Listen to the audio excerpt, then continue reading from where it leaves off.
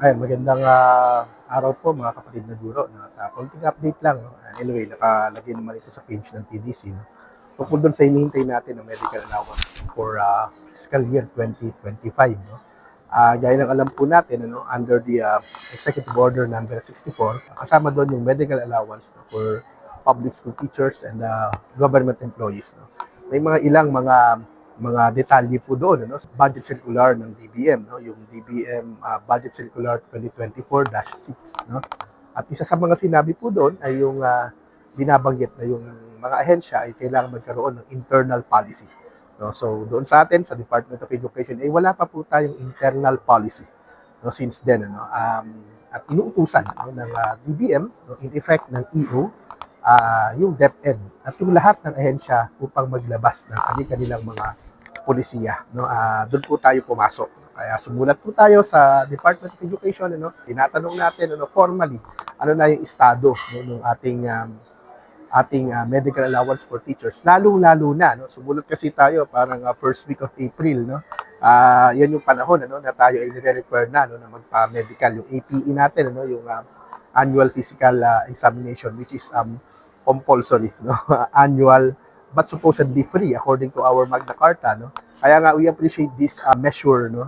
Dahil ito ay isa sa mga attempts no, perhaps ng gobyerno no, to implement certain provisions of Magna Carta no, ito kung saan sinasabi po na dapat ay libre yung annual no, medical examination ng mga teachers. In fact, pati nga yung hospitalization, ano, pati yung medication ay dapat libre. Hindi po ito nagagawa no, for the longest time. No?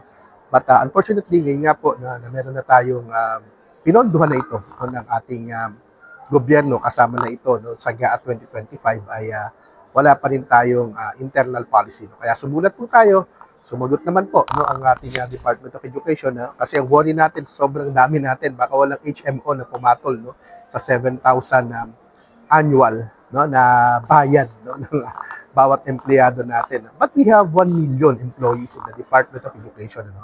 So this is both challenge no, and perhaps opportunity din. Ano? At tama nga, no, ang sagot niya sa atin ng DepEd no, ay baka nga daw, no, kumbaga positive pa no, yung dami natin, sheer number of DepEd employees. No?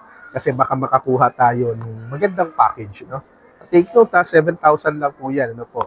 Hindi po ganyan, napakaliit po niyan no, kapag ka HMO. But then, ano, if we go back no, to the policy, no, and even the pronouncements from the President, ang sinasabi niya ay HMO type. No? Yun din po ang sinabi no, doon sa DBM circular. No? Kaya yun din yung sagot sa atin ng Department of Education. Ano? At sinabi nila no, na naghahanap pa rin no, yung DepEd o iniaayos pa rin no, yung internal policy para dito. No? Pero sabi nga natin, kung madidelay pa rin ito further, siguro mas maganda na ibigay na lamang muna no, yung 7,000 in cash. No? Kasi marami na sa atin ay tapos na no, nung ating medical examinations. No? At yung iba ay deadline na no, this coming weeks. No? So mukhang mas practical no, kapag binigay po at least for this time, no, for the first year of implementation. Take note, ito po ay hindi school year ang covered nito, fiscal year po ang covered po nito. No? So, pakibasa po no, yung post doon sa TDC page, no, yung sulat natin, and then yung sagot ng DepEd sa atin. Lamang po, magandang hapon. No?